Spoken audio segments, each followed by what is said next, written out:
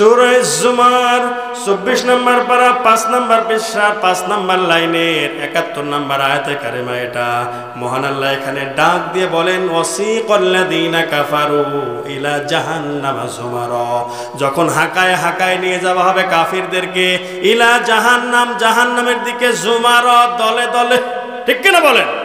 ইলা জাহান্নামা যুমারা হাত্তা ইযা জাউহা ফুতিহাত আবওয়াবুহা, যখনই সেখানে তারা পৌঁছাবে আগে থেকেই দরজা খোলা। তাদেরকে বলা হচ্ছে, আসো বাবাজিরা আসো। আগুন বলবে, আসো কোলাকুলি করি, একটু মাখামাখি করি, দুনিয়ায় আল্লাহর বিরুদ্ধে অন্য লাইনে অন্য পথে চলেছে, আসো।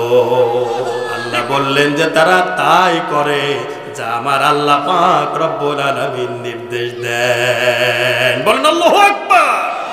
তাহলে ফেরেশতারা একবার আল্লাহ বলেছেন, ও আমার ফেরেশতা তুই এভাবে টাইট দিবি, ও ঠিক রাজি।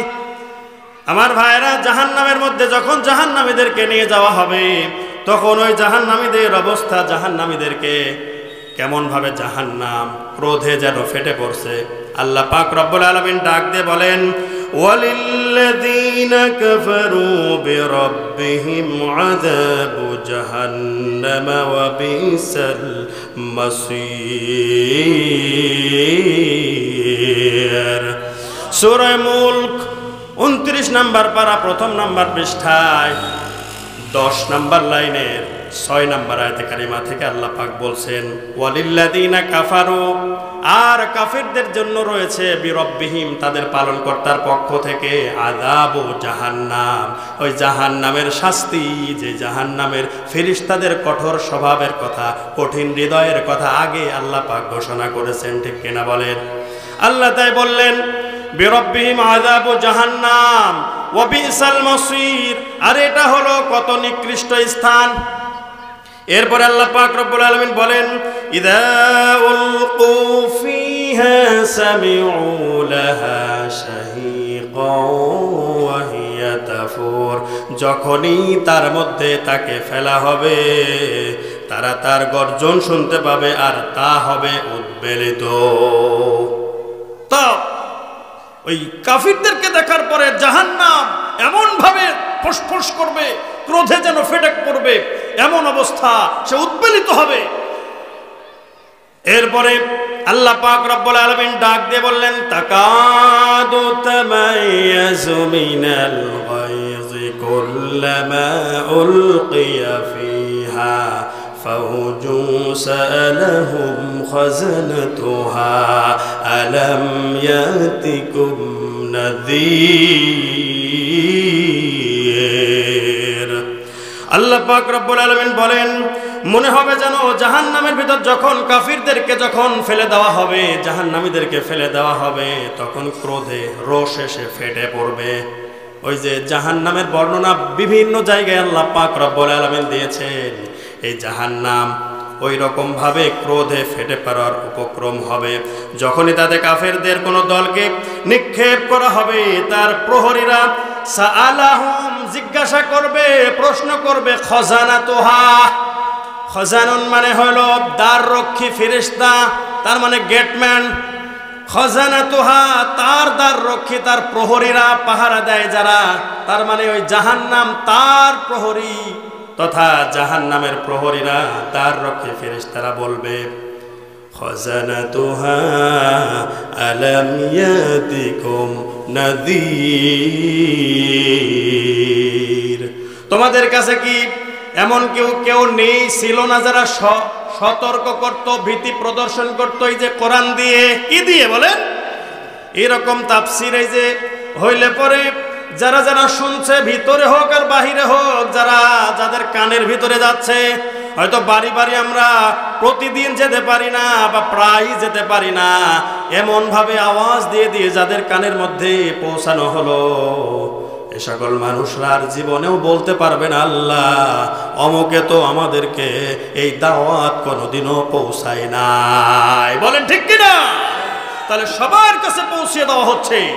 আমার আল্লাহ পাক রব্বুল আলামিন বলেন, ফেরেশতা, ওই প্রহরী ফেরেশতা বলবে, আলাম ইয়াতিকুম নাযীর, তোমার কাছে কি কেউ এমন আসে নাই যে সতর্ক করত? তখন তখন সে বলবে ক্বালু বালা কদ জাআনা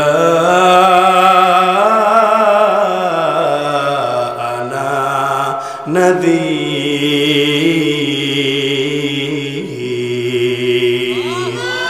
তখন তারা বলবে, তাদের জবাব হবে এমন, বালা, হোয়াই নট, কেন নয়, অবশ্যই এসেছিল, কদ যা, অবশ্যই এসেছিল, আনা নাদির, আমাদের কাছে সতর্ককারী। বলেন সুবহানাল্লাহ। তাহলে যাদের কাছে দাওয়াত পৌঁছে যাবে তারা তো আমাদের বিরুদ্ধে আর অবজেকশন দিতে পারবে না, যে বলবে অবজেকশন ইওর হনার আমাদের কাছে কোনোদিনও আসে নাই, বলতে পারবে? আপনারা পারবেন বলতে? আপনাদেরকে কোরআন দিয়ে ভয় দেখানোর চেষ্টা করছি মাত্র। তাহলে এটা মেনে নেওয়ার জন্য আমাদেরকে এই কোরআনে কারিম শুনতে হবে। আমার ভাইরা, আল্লাহ পাক তাই ভয় দেখান। আর ওই জাহান্নামীদের কথা হবে, প্রশ্নের উত্তর হবে, অবশ্যই অবশ্যই আমাদের কাছে এসেছিল হলো সতর্ককারী। ফাকাযাবনা, তখন আমাদের ভূমিকা ছিল এমন, আমরা মিথ্যা বানিয়ে দিয়েছি, তাদেরকে মিথ্যা প্রতিপন্ন করেছি, তাহলে আমরা মেনে নেইনি। ওয়াকুলনা, শুধু এ পর্যন্ত না, এবং আমরা বলতাম মা নাজ্জালাল্লাহু মিন শাই, তোমার কাছে কিছুই আল্লাহর তরফ থেকে অবতীর্ণ হয়নি।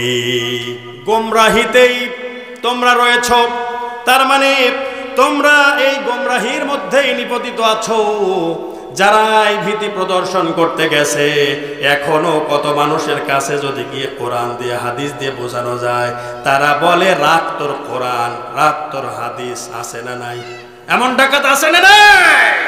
তাহলে তাদেরকে ওই দিন, কিয়ামতের দিন যখন ফয়সালা জাহান্নামের হয়ে যাবে, তখন জাহান্নামে যাওয়ার পরে ওই ফেরেশতারা যখন বলবে সতর্ককারী আসি নাই, তখন যখন বলবে হ্যাঁ এসেছিল, কিন্তু আমাদের ভূমিকা ছিল উল্টা, আমরা তো মানি নাই, আরো বলেছি, নানা রকম ভাবে তাদের বিরুদ্ধে আচরণ করেছি, আমরা তাদেরকে অ্যাভয়েডই শুধু করি নাই, আরো নানা রকম ভাবে ঠাট্টা বিদ্রুপ করেছি।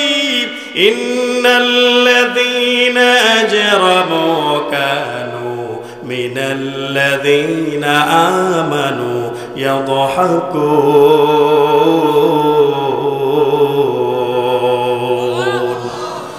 নিশ্চয়ই যারা ইন্নাল্লাযীনা আজরামু, অপরাধ বেছে নিয়েছে, অপরাধী হয়েছে, কানু মিনাল্লাযীনা আমানু ইয়াদহাকুন, আর যারা ইমানদারদেরকে দেখলে ঠাট্টা বিদ্রুপ করত, উপহাস করত, এরকম ডাকাত আছে না নাই? সূরা জুমার 24 নম্বর পারা 5 নম্বর পৃষ্ঠা 5 নম্বর লাইনের 71 নম্বর আয়াতে কারিমা এটা।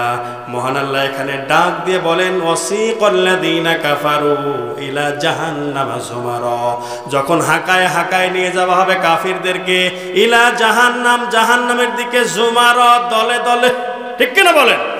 ইলা জাহান্নামা যুমারা হাত্তা ইযা জাউহা ফুতিহাত আবওয়াবুহা, যখনই সেখানে তারা পৌঁছাবে, আগে থেকেই দরজা খোলা, তাদেরকে বলা হচ্ছে আসো বাবাজিরা আসো, আগুন বলবে আসো কোলাকুলি করি, একটু মাখামাখি করি, দুনিয়ায় আল্লাহর বিরুদ্ধে অন্য লাইনে অন্য পথে চলেছে, আসো, ঠিক কিনা বলেন? যখন এ কথা বলবে, হাত্তা ইযা জাউহা ফুতিহাত আবওয়াবুহা ওয়া ক্বালা লাহুম খাযানাতুহা, এখানেও ওই একই কথা সূরা মুলকের মতো এই জায়গায়ও খজানা আছে না নাই? এই বর্ণনা আল্লাহ পাক দিচ্ছেন, জাহান্নামের দ্বাররক্ষী ফেরেশতারা, প্রহরীরা জিজ্ঞাসা করবে খজানাতুহা আলাম ইয়াতিকুম নাদির, তারা যখন ওই জায়গায় পৌঁছাবে তখন তাদেরকে বলবে আলাম ইয়াতিকুম রুসুলুম মিনকুম ইয়াতলুনা আলাইকুম আয়াতি রাব্বিকুম ওয়া ইউনযিরুনাকুম লিকা ইয়াউমিকুম হাযা, তোমাদের কাছে কি এমন কোন রাসূল আসে নাই? আলাম ইয়াতিকুম, তোমাদের কাছে কি আসে নাই? রুসুলুম মিনকুম, তোমাদের মধ্য থেকে কোন রাসূল, ইয়াতলুনা আলাইকুম, তেলাওয়াত করত তোমাদের কাছে, আয়াতি রব্বিকুম, তোমার পালনকর্তার পক্ষ থেকে পাঠানো সেই আয়াতগুলো তোমাদের কাছে কি পড়ে পড়ে শোনাই নাই? এমন রসুল আসে নাই, অথবা নায়েবে রসুল যারা ওলামায়ে কেরাম দ্বীনের দায়ী তারা কি তোমাদের কাছে আসে নাই? বলেন, আপনারা কি বলবেন? হ্যাঁ, আমরা বাড়ি ছিলাম না, এ কথা বলবেন? এ কথা কয় না, শেষ করে দিব। তাহলে কথা করছেন না কেন? আমার পরে শত্রুতা আছে? আমি তো আপনাদের জাহান্নামের পথ দেখাচ্ছি না, জাহান্নামের থেকে বাঁচার জন্য চেষ্টা করছি। বলেন ঠিক কিনা? আমিও বাঁচতে চাই, আপনারাও বাঁচবেন, চেষ্টা করব আমরা সকলে মিলে ইনশাআল্লাহ। আল্লাহ পাক আমাদেরকে বানিয়েছেন কত সুন্দর অবয়বে না? পথ তো তিনিই দেখিয়েছেন। উদ্দেশ্য হচ্ছে আমার বলা যে আল্লাহ এত সুন্দর করে বানালেন, আল্লাহ তো কুন ফায়াকুন বলে বানাতে পারতেন, তা তো করেন নাই।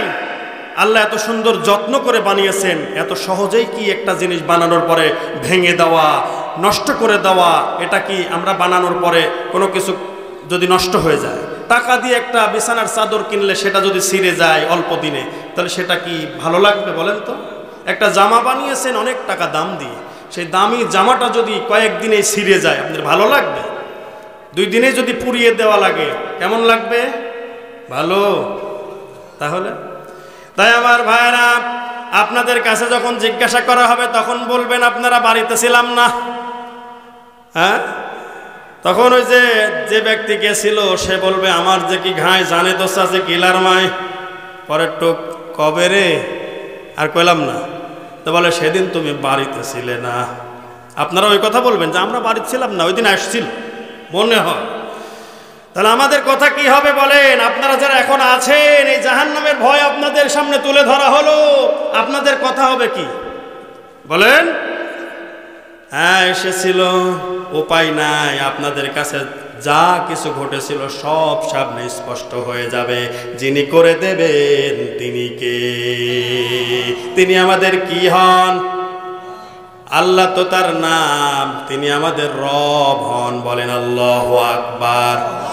আমার ভাইরা, আল্লাহ পাক রব্বুল আলামিন জানাচ্ছেন যে ওই যে দ্বাররক্ষী ফেরেশতারা তাদেরকে যখনই বলবে তোমাদের কাছে কি কোনো রসুল, নায়েবে রসুল, এমন সতর্ককারী কেউ আসছিল না যারা কোরআনের আয়াতগুলো তুলে ধরেছে, যারা তোমাদেরকে ওয়ায়ুনযিরুনাকুম, আরো এও সতর্ক করেছিল তোমাদেরকে লিকা উপস্থিত হওয়া বা মুখোমুখি হওয়া, ইয়াউমিকুম হাদা, আজকের এই দিনে তোমাদের, হাদা এই যে পরিণতি, তার মানে এই জায়গায় যে আসা লাগবে, জাহান্নামের মুখোমুখি হওয়া লাগবে, আল্লাহর সামনে দাঁড়ানো লাগবে, ফেরেশতাদের সামনে এমনভাবে দাঁড়ানো লাগবে, হিসাবের কাঠগড়ায় দাঁড়ানো লাগবে। এই কথা কি তোমাদেরকে সতর্ক করছিল না? তাদের জবাব কি হবে? ক্বালু বালা ওয়ালাকিন হাক্কাত কালিমাতুল আযাবি আলাল কাফিরিন।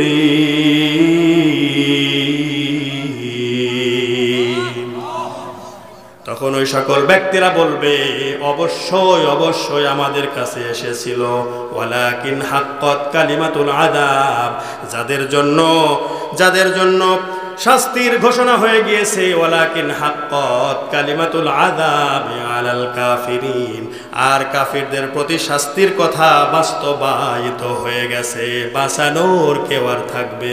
বলেন قيل ادخلوا أبواب جهنم خالدين فيها فبئس مثوى المتكبرين।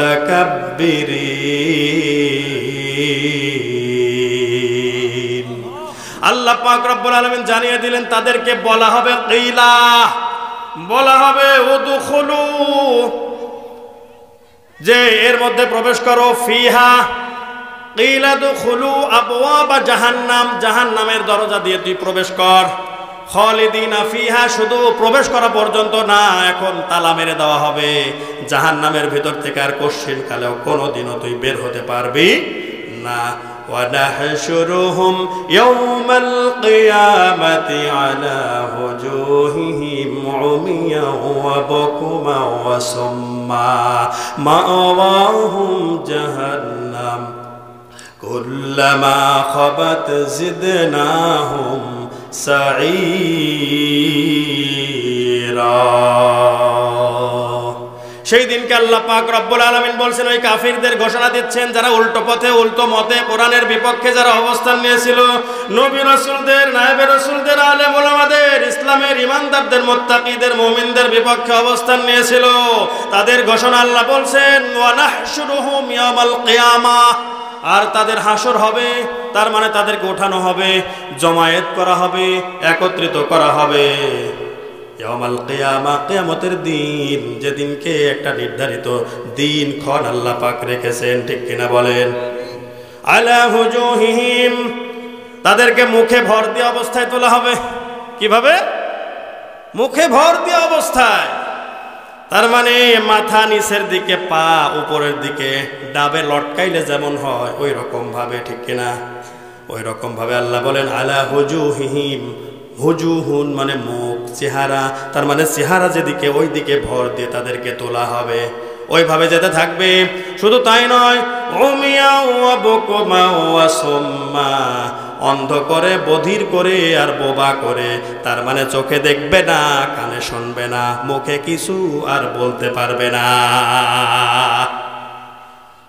মাওয়াহুম জাহান্নামু কুল্লামা খাবাত জিদনাহুম সাঈরা।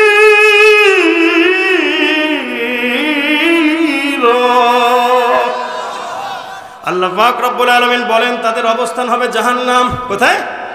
কুল্লামা খাবাত জিদনাহুম, জাহান্নামের অগ্নিশিখা, আগুন এমন ভাবে দাও দাও করে জ্বলতে থাকবে, কোনো সময় মনে হবে আগুনের শিখাগুলো উপরের দিকে ওঠে, ওই অপরাধীরাও মনে হয় বের হয়ে দেয়াল টপকিয়ে বের হয়ে যাবে। এমন অবস্থা যখনই হবে, খাবাত জিদনাহুম সাঈরা, তখন আযাবের প্রখরতা জিদনাহুম, তাদের জন্য বাড়িয়ে দেওয়া হবে। বলেন নাউযুবিল্লাহ। কত কঠিন অবস্থা হবে এই দুনিয়ায়, আমরা এখন টের পাচ্ছি না। মরে যাচ্ছে কত মানুষ, চোখের সামনে দিয়ে যাচ্ছে না? কত মানুষ চোখের সামনে দিয়ে যাচ্ছে, কিন্তু আমরা মনে করছি মরে গেলে কি হয়। কেউ তো ফিরে আসে বলে যায় নাই যে বাবা রে, কি ভাই রে, বন্ধু রে, সুখে দুঃখের গল্প কত করেছি তোর সঙ্গে, আয় বলে দিয়ে একটু কবরের ভিতরে কি অবস্থায় আছি, বলছে কোনো দিন? এমনি এই জন্য আমাদের কাছে মনে হচ্ছে কিছুই হয় না, মরার সময় বিষ খাইলেই কি, গলায় ধরে নিলেই কি, বলেন ঠিক কিনা? আবার এমনি এমনি গাড়ি চাপা পরে এমনি ঘরে শুয়ে থাকে, সাপে কেটে মরলেই বাকি। মরলে তো কেউই ফিরে আসলো না, কেউই তো কিছু বললো না, তাহলে এগুলো মনে হয় কিছুই হবে না। মরে যাচ্ছে তো সহ্য করেই নিচ্ছে, কিন্তু সহ্য করা কি সহজ ব্যাপার? বলেন। যার হবে তখন সে, আর অনেক আলোচনা আছে আমার ভাইরা, পূর্বের আগে অনেক আলোচনা আমরা শুনেছি, করেছি, যাই হোক ওদিকে যেতে চাচ্ছি না আমার ভাইরা। আল্লাহ পাক রব্বুল আলামিন তাই বলছেন কিলা দুখুলু আবওয়াবা জাহান্নামা খালিদিনা ফিহা, জাহান্নামের মধ্যে প্রবেশ করো বলা হবে, আর সেখানে খালিদিনা ফিহা, এই জায়গায় অনন্ত অনন্ত কাল ধরে, চিরকাল ধরে ধরে থাকা লাগবে। ঘোষণাকার ফাবিসা মাসওয়াল মুতাকাব্বিরিন, আল্লাহ বললেন যারা তাকাব্বুরি করেছে, অহংকার করেছে, অহমিকা করেছে, আত্মগৌরব দেখিয়েছে, আত্মম্ভরিতা দেখিয়েছে, এই সকল অহংকারীদের আবাসস্থল ওই জাহান্নাম, কতই না নিকৃষ্ট। বলেন নাউযুবিল্লাহ। এরপরে আল্লাহ পাক রব্বুল আলামিন জান্নাতীদের বিবরণ তুলে ধরেছেন। আমার ভাইরা, আল্লাহ পাক রব্বুল আলামিন যেখানে জাহান্নামীদের বিবরণ, সেখানে জান্নাতীদের বিবরণ পরবর্তীতে, সুবহানাল্লাহ বলেন। যেখানে কাফিরদের বিবরণ, সাথে সাথেই আল্লাহ পাক ইমানদারদের বৈশিষ্ট্য বিবরণ তুলে ধরেছেন। তিনি কে? আরো জোরে বলেন তিনি কে? সেই আল্লাহর প্রতি ঈমান দরকার আছে না নাই? আল্লাহ এক না আরো অনেক। লাউ কানা ফীহিমা আলিহাতুন, আল্লাহ তাই বলছেন যদি ইলাহ আরো থাকতো, মনে আছে তো? আল্লাহ বলেন ইলাহ যদি আরো থাকতো, এত দুভয়ের মধ্যে ফীহিমা আলিহাতুন ইল্লাল্লাহু, আল্লাহ ছাড়া, লাফাসাদাতা, তাহলে বিশৃঙ্খলা সৃষ্টি হয়ে যেত। আর আল্লাহ পাক এই সকল সব কিছুর চেয়ে সব কিছু থেকে কাফের মুশরিকরা যাদেরকে তার সঙ্গে শরীক করে সমস্ত কিছু থেকে তিনি পুত পবিত্র। বলেন সুবহানাল্লাহ। কেমনে হতো আমার যদি ইলাহ দুইটা থাকতো? ধরুন একজন বলতো আজকে কঠিন তাপমাত্রা দিয়ে পুড়িয়ে ফেলবো, আর একজন বলবে না আমার বান্দাদের লিচু আর আম গাছে এত বেশি খরা দেয়া যাবে না, এখন হালকা পাতলা। দুজনের ভিতরে কোন্দল বেঁধে যাইতো কিনা? একজন বলতো আজকে বৃষ্টি, বলে না আজকে বৃষ্টি না, শুধু আকসামা, হ্যাঁ আজকে রোদ উঠবে না, এটুকুই চলবে। এরপরে অনেক রকম ভাবে অনেক জায়গায় বিভ্রান্ত সৃষ্টি হয়ে যেত, যার কারণে যেখানেই শরীক সেখানেই এমন দুর্ঘটনা ঘটে কিনা। বাবা মায়ের সন্তান যদি একটা হয় ঝামেলা আছে, কারো সম্পদ মারা লাগবে, আপনারা দোয়া করবেন আল্লাহ আমাদের একটা করে দিও, যাতে কাউকে কম বেশ করে ফাঁকি দেওয়া না লাগে। হ্যাঁ, বিভ্রান্তিতে যেন না পড়া যায়, না পড়া লাগে। কিন্তু যেখানে 2, 3, 5 বা 6 বা বেশি কম এমন একের অধিক হইলেই, মেয়ে যদি হয় একটা, ছেলে যদি হয় একটা বা 2টা, তাহলে ছেলের জন্য হজ করতে যাওয়ার সময় বাবাই কয় বাবারে তোর জন্য সব কিছু জমি জমা সব দিয়ে গেলাম। মেয়েরে ডাক দিয়ে বলে মারে তোর ভাইরে সব কিছু দিয়ে দিলাম, তোর জন্য আমার দোয়া। আছে না নাই এমন ডাকাত? তাহলে একের অধিক হইলেই এমন ভাবে ফাঁকি দেওয়া আছে না নাই? এই কাজগুলো আমাদের সমাজেই করা হচ্ছে, এদেরকেও সতর্ক করা হচ্ছে। এই সকল মানুষদেরও রেহাই নাই, তাদেরকেও ওই জাহান্নামের সামনে যেতে হবে। জাহান্নামের দ্বাররক্ষী ফেরেশতারা বলবে এই বিষয়ে কি তোদের কাছে কোনো খোঁজ খবর দেয় নাই, তোদেরকে সতর্ক করে নাই, ঠিক কিনা বলেন? তখন কি বলবেন? ক্বালু বালা ক্বাদ জাআনা নাযীর। হ্যাঁ অবশ্যই অবশ্যই আমাদের কাছে সতর্ক এসেছিল, আর বলেছিলাম রাখ তোর কোরআন, রাখ তোর হাদিস, মিথ্যা প্রতিপন্ন করেছিলাম। অকুলনা মা নাযালাল্লাহু মিন শাই, আর বলেছিলাম তোর প্রতি কিছুই আল্লাহর কাছ থেকে আসেনি, নাজিল হয়নি। ইন আনতুম ইল্লা ফি দালালিন কাবীর, আমারে বলিস পথভ্রষ্ট, আমি সঠিক পথে নাই, আমরা দেখি তুই সঠিক পথে নাই, বিভ্রান্তিতে আসিস। এই কথা ওই সকল ডাকাতেরা বলতো কি বলতো না? বলেন।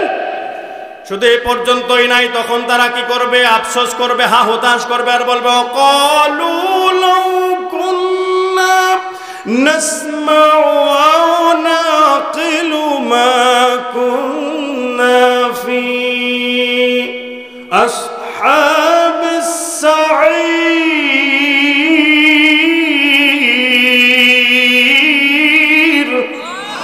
তখন তারা বলবে ওয়া মানে এবং বলো, তারা বলবে লাউ কুন্না, যদি আমরা হতাম, লাউ মানে যদি, কুন্না মানে হতাম, নাসমাউ শুননেওয়ালা, তার মানে হুজুর রাজা বলেছিল কোরআন দিয়ে সেটা যদি শুনতাম, আও নাকিলু আর আকল বুদ্ধি বিবেক এগুলো খাটাতাম, যদি আমরা বিবেকবান হয়ে যেতাম আর মেনে নিতাম তাহলে কতই না ভালো হতো।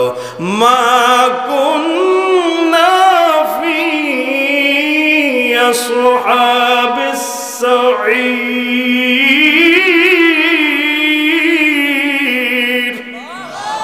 আল্লাহ জানিয়ে দিলেন ওদের ভাষা হবে এমন, শেষে বলবে যদি আমরা শুনতাম তাদের কথা আর মেনে নিতাম তাহলে এই যে জ্বলন্ত আগুনের মধ্যে, সাঈরের ভিতরে, জাহান্নামের অগ্নিশিখার মধ্যে আমাদের প্রবেশ করে অনন্ত অনন্ত কাল ধরে আমাদের জ্বলা লাগতো না, আমাদের পোড়া লাগতো না, আমাদের আযাব আর ভোগ করা লাগতো না।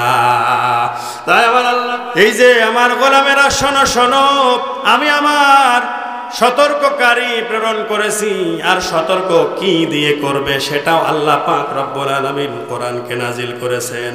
এখন বলেন আমরা কোন পথে চলবো, কোন পথটা মেনে নিয়ে চলবো?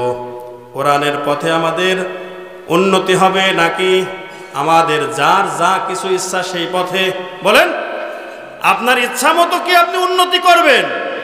আপনি মুসলমান, অ্যাজ এ মুসলিম, আপনাকে কোরআন দিয়ে আপনাকে উন্নতি সাধনের পথ কি করতে হবে, বের করতে হবে, নাকি আপনার নিজের মন গড়া? এবার শুনুন একটা ঘটনা, একটা গল্প।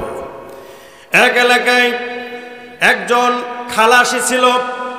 এই খালাসি কি করত?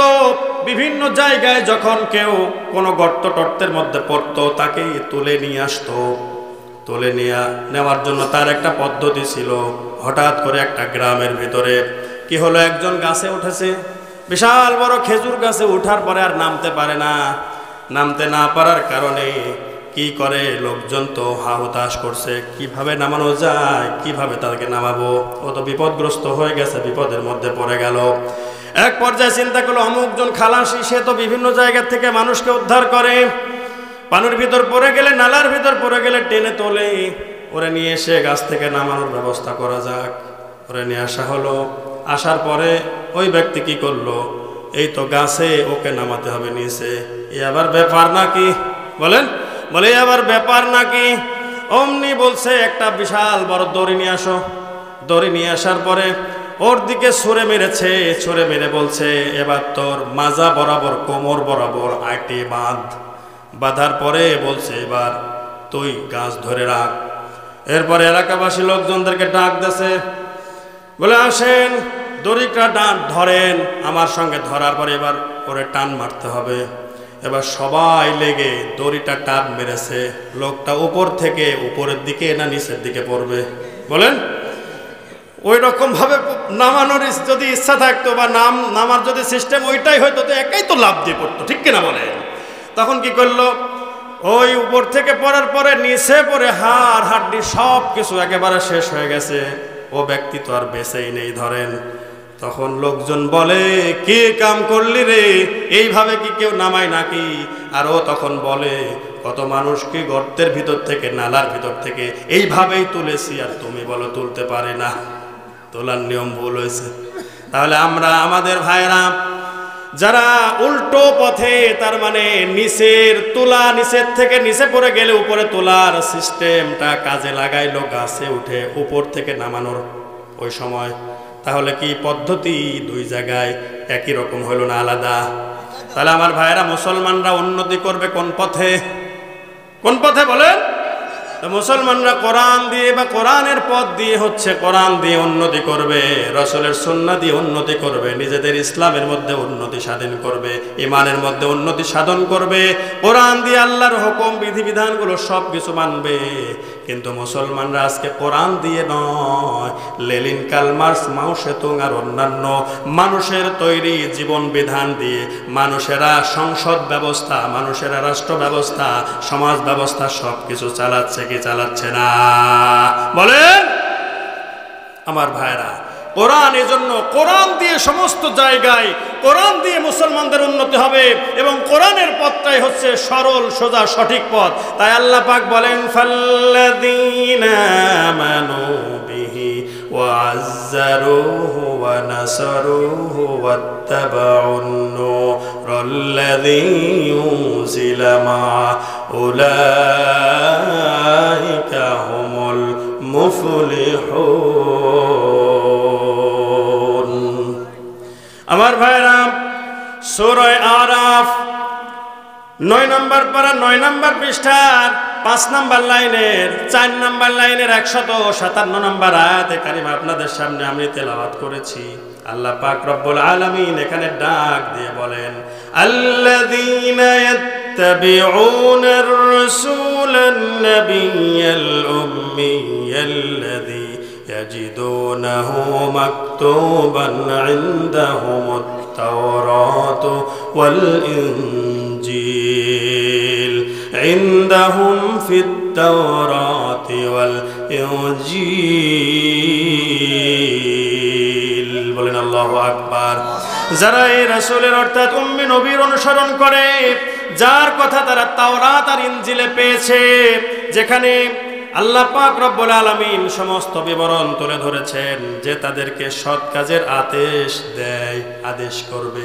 ইয়ামুরুহুম বিল মারুফ ওয়া ইয়ানহাহুম আনিল মুনকার।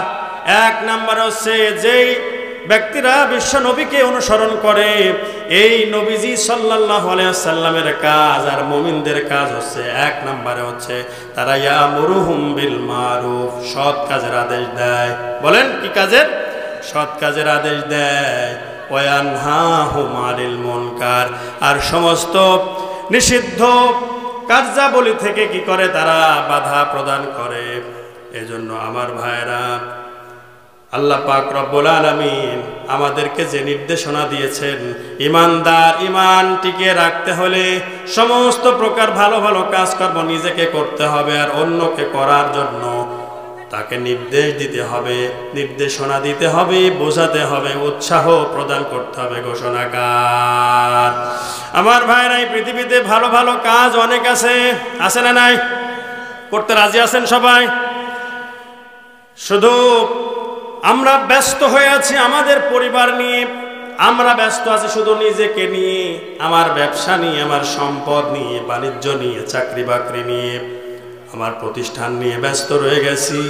কিন্তু এই ব্যস্ততা একদিন ফুরাবে, যেদিন আপনার প্রাণবায়ু বের হয়ে যাবে, আল্লাহর হুকুম হয়ে যাবে, তখন আর আপনি এই দুনিয়ায় এক মুহূর্ত কাল বিলম্ব করতে পারবেন না। ঠিক কিনা বলে? এই জন্য তার আগেই আমাদেরকে প্রস্তুতি নিতে হবে। আমার আল্লাহ রাব্বুল আলামিন মুনাফিকদের স্বভাবের কথা কোরআনে কারিমের ভিতরে জানিয়ে দিয়েছেন।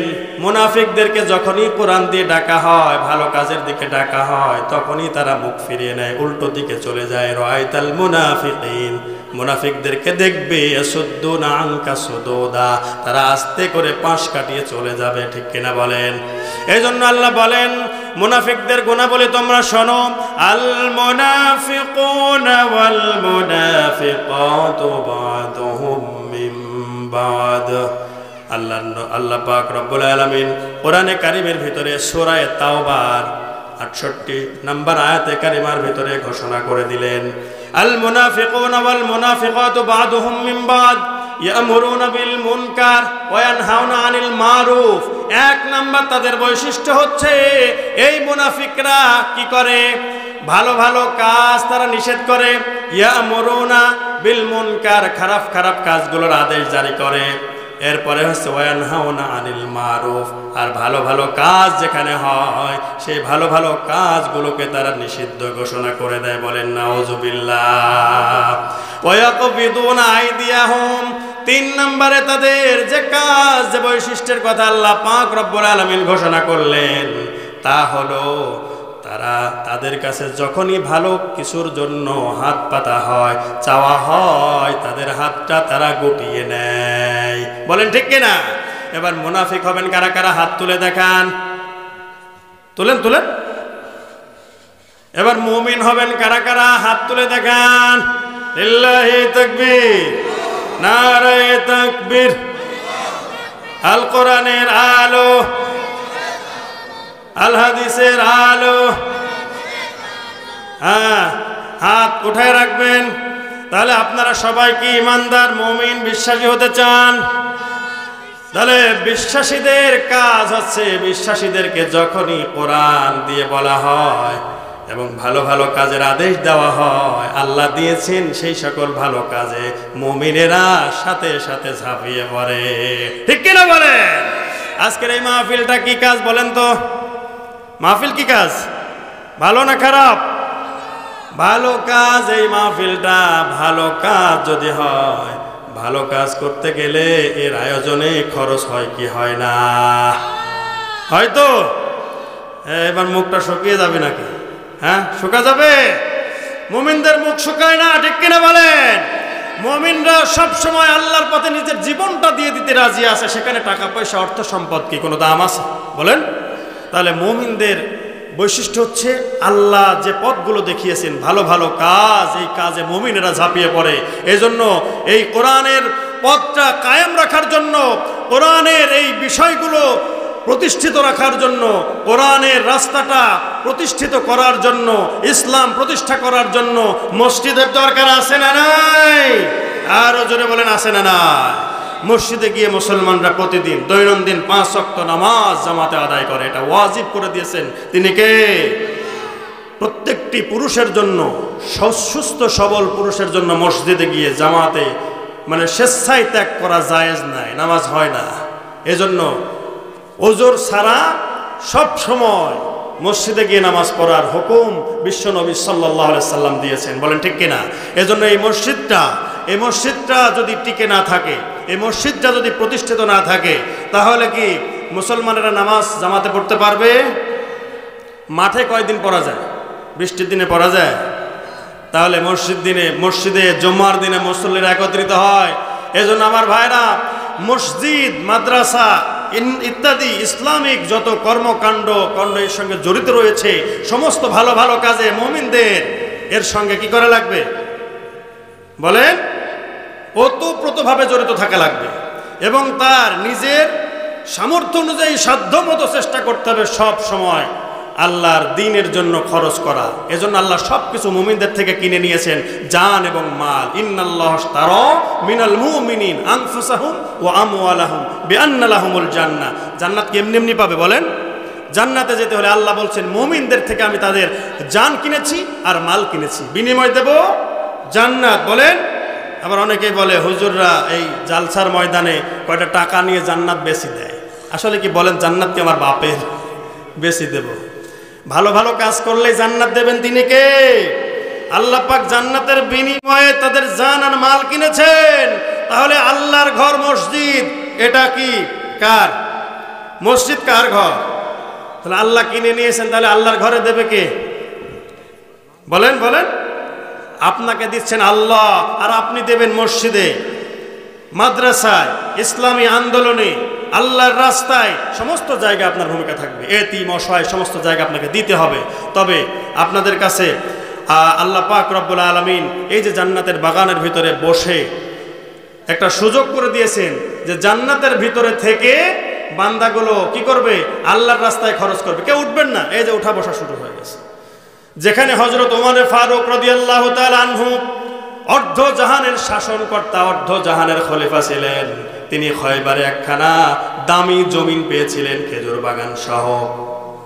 এটা তিনি বিশ্ব নবী সাল্লাল্লাহু আলাইহি সাল্লামকে বললেন, ইয়া রাসূলুল্লাহ, এত দামি সম্পদ তো আমার কোথাও নেই, আমার এত দামি সম্পদ এটা আমি খয়বারে পেয়েছি, এটা এখন কি করতে পারি ইয়া রাসূলুল্লাহ, ইয়া হাবিবাল্লাহ, হুজুর আপনি আমারে জানিয়ে দেন। বিশ্বনবী বললেন, ওইটা তুমি নিজের আয়ত্তে রেখে দিয়ে লভ্যাংশ তুমি এতিম অসহায়দের মাঝে বিলিয়ে দিতে পারো। কিন্তু ওমর ফারুক রাদিয়াল্লাহু তাআলা আনহু কি করলেন? নিজের আয়ত্তে কোনো সম্পদ রাখলেন না, পরিপূর্ণ মুক্তহস্ত সব কিছুই দান করে দিলেন এতিম অসহায় আত্মীয় অনাত্মীয় সকলের মাঝে তিনি ওই দামি সম্পদটা বিলিয়ে দিলেন। বলেন সুবহানাল্লাহ। এত দামি সম্পদ তিনি দিয়ে দিয়েছেন যা আপনাদের এখানে এই দেশের মধ্যে হয়তো কারো হবে না। আমার ভাইরা, 600 গাছওয়ালা আবু দাহদা রাদিয়াল্লাহু তাআলা আনহু একটা ইয়াতীম বালককে একটা খেজুর গাছ কিনে নেওয়ার জন্য একজনের কাছ থেকে, তার শুধু বাগানটা প্রাচীর দেবে, কিছু গাছ রয়েছে ওটা প্রাচীর দিতে সোজা হচ্ছিল না। আবু লুবাবা নামক একজন ব্যক্তির তার পাশে বাগান ছিল, ওই বাগানের ভিতর থেকে একটা গাছ কি হয়েছিল, ওই এতিম বালকের আইলের উপর দিয়ে পড়ছিল, তার প্রাচীরটা সোজা হচ্ছিল না বলে তার কাছে চাই, প্রয়োজনে টাকা দিয়ে নেবে, তাও সেই ব্যক্তি রাজি হয়নি। তোমার আইল সোজা হোক, প্রাচীর সোজা হোক আর না হোক আমি ওটা জানি না, আমি দিতে পারবো না। বিশ্বনবীর কাছে বলেন, বিশ্বনবী সাল্লাল্লাহু আলাইহি সাল্লাম তাকে ডাক দিয়ে বললেন যে দাও। বিশ্বনবীর কথাও সে শুনে নাই। এক পর্যায়ে রাসূল সাল্লাল্লাহু আলাইহি সাল্লাম আর কি বলবেন? এরপরে আবু দাহদা রাদিয়াল্লাহু তাআলা আনহু, তার নাম ছিল সাবিত, তিনি বলেন, ইয়া রাসূলুল্লাহ, ওই ব্যক্তিকে বলেছিল আবু লুবাবাকে যে তুমি যদি ওই ব্যক্তিকে এই খেজুর গাছটা দিয়ে দাও, জান্নাতের মধ্যে একটা খেজুর গাছ দেবেন। তিনি কে? আবু লুবাবা তাতেও রাজি হয়নি। তার যে এর উপর আছে সে বলছে যে না, আমি দিতে পারবো না, কোনো ক্রমে রাজি হলো না। এক পর্যায়ে বিশ্বনবী যখন আর কিছু বলতে পারলেন না, তখন ওই আবু দাহদা রাদিয়াল্লাহু তাআলা আনহু বললেন, ইয়া রাসূলুল্লাহ, ইয়া হাবিবাল্লাহ, হুজুর আমি যদি ওই ব্যক্তির থেকে এই খেজুর গাছটা কিনে নিয়ে ওই এতিম বালককে দিতে পারি, তাহলে কি আপনি আমাকে জান্নাতে একটি খেজুর গাছ দেওয়ার ওয়াদা করবেন? বিশ্ব নবী বললেন, হ্যাঁ হ্যাঁ, তুমিও পেয়ে যাবে। তখন তিনি বললেন যে আমার 600 খেজুর বাগান, খেজুর গাছওয়ালা একটা বিশাল বাগান, শুধু বাগানে না, একটা কূপ রয়েছে, কুয়া রয়েছে এবং একটা সুন্দর বসত বাড়ি রয়েছে, এটা সমেত আমি সব দিয়ে দেব তোমারে। 600 খানা গাছ সহ বাগান বাড়ি দিয়ে দেব, জমি সমস্ত দিয়ে দেব, বিনিময় তুমি একটা খেজুরের গাছ তুমি দিয়ে দাও ওই ইয়েতিম বালকটিকে, যাতে করে সে তার ওই বাগানের প্রাচীরটা সোজা করতে পারে। বলেন সুবহানাল্লাহ। 600 খেজুর গাছওয়ালা বাগান আর বাড়ির বিনিময়ে একটা গাছ কিনে ইয়েতিম বালককে দিয়ে দিয়েছেন। দেওয়ার সঙ্গে সঙ্গে আল্লাহর রাসূল সাল্লাল্লাহু আলাইহি ওয়াসাল্লাম বললেন, হে আবু দাহদা, আল্লাহ পাক রব্বুল আলামিন তোমাকে জান্নাতের ভিতরে একটা খেজুর বাগান দিয়েছেন। বলেন সুবহানাল্লাহ। একটা গাছের বিনিময়ে একটা গাছ নেবেন, 600 গাছ দিয়ে দিলেন। বলেন সুবহানাল্লাহ। তাহলে কত দাম হতে পারে?